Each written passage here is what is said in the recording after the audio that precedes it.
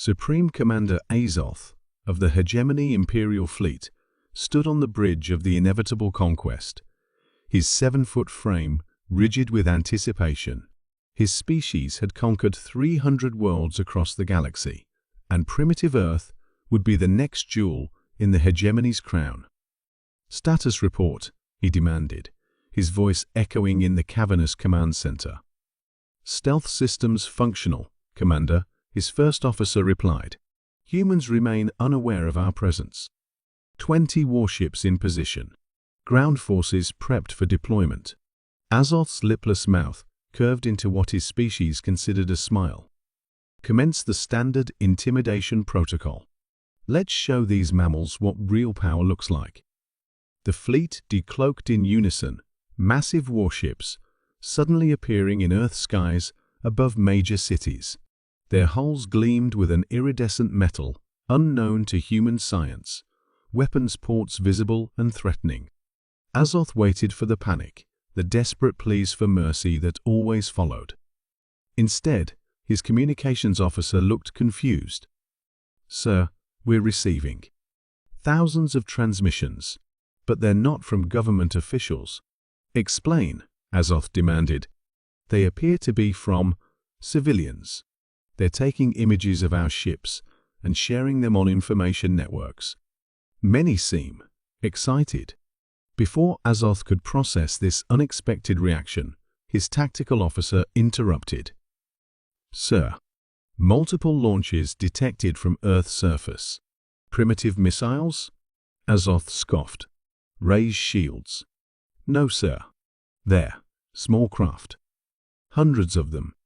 Civilian vehicles." On the view screen, Azoth watched in bewilderment as swarms of tiny aircraft, some military, but many clearly personal or commercial, rose to meet his fleet.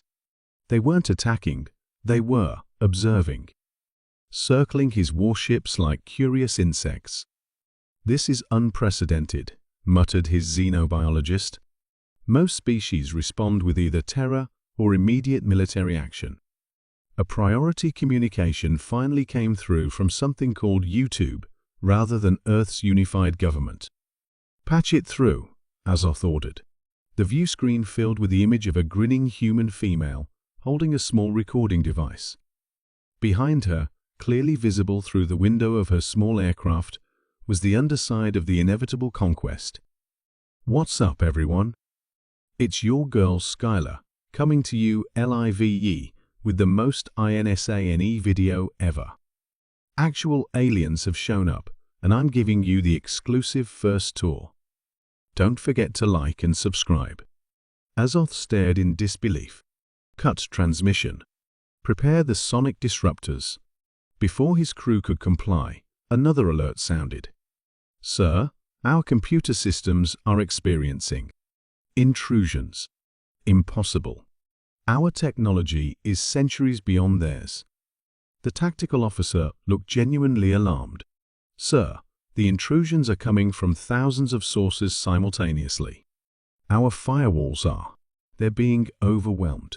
On secondary screens around the bridge, Azoth watched in horror as humans, not soldiers, but civilians with primitive computers, launched a distributed attack on his fleet's systems. Somewhere, a human teenager who had been trying to hack government satellites for fun had decided to try his skills on the alien ships instead. His weapons officer spoke next, voice strained. "Sir, 3 of our vessels report critical systems failures. Their propulsion is, sir, their engines are being controlled remotely by something called Anonymous." Azoth slammed his fist on the command console. "Deploy ground forces immediately." The troops deployed, only to be met, not by military resistance, but by swarms of humans with recording devices, attempting to communicate, offering food, drinks, and in some cases, flowers. Some tried to take selfies with the confused soldiers. When the actual Earth military finally arrived, they found hegemony troops completely overwhelmed, not by force, but by curiosity and technological ingenuity.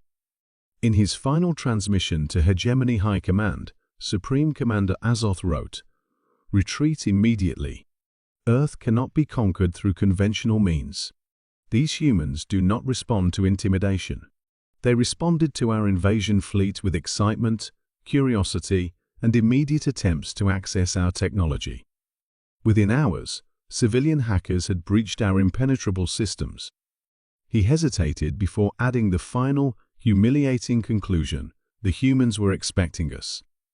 Not their governments, the people themselves. They have been imagining this scenario for centuries. They were more prepared for us than we were for them. The hegemony never returned to Earth. Instead, they classified the planet with a designation they had never used before: utterly unpredictable. Do not engage. Before his crew could comply, another alert sounded.